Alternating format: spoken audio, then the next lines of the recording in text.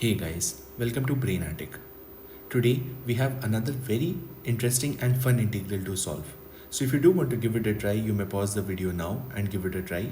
Otherwise, we can continue solving the problem.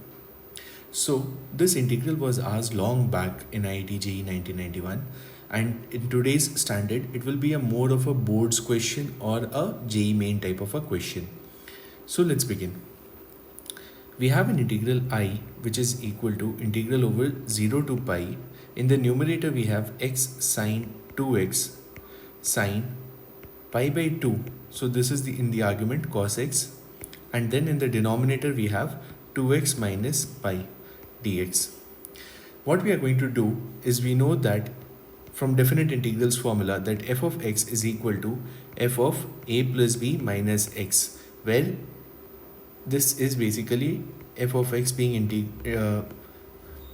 integrated over a to b. So this formula holds, correct? So we are going to apply, and my I will now look like integral over 0 to pi minus x sine of 2 pi minus x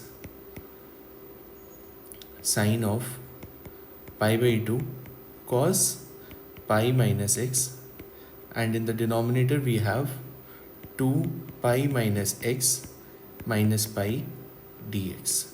Okay, so when we solve this, we get I is equal to integral over 0 to pi x minus pi sine 2x into sine pi by 2. My cos x will remain the same, cos x divided by 2x minus pi dx. Now let me call the first integral as equation 1 and second as equation 2. So what I'm going to do is quite definite. I'm going to add equation 1 and equation 2. So this gives me 2i is equal to integral over 0 to pi sine 2x sine pi by 2 cos x dx. Quite simple, right? Now the sine 2x I can break down as sin x cos x sine pi by 2 cos x dx. Now what I'm going to do is, I'm going to substitute pi by 2 cos x with t. So when I when I differentiate, I get pi by 2 sin x dx. Obviously there will be a minus sign, is equal to dt, which implies that sin x dx is equal to minus 2 by pi dt, correct? So what happens now is that therefore my integral will look like minus 2 by pi integral over pi by 2 to minus pi by 2, okay, 2t by pi sin t dt. So this, obviously this limit you might be observing, these have changed because I have substituted here.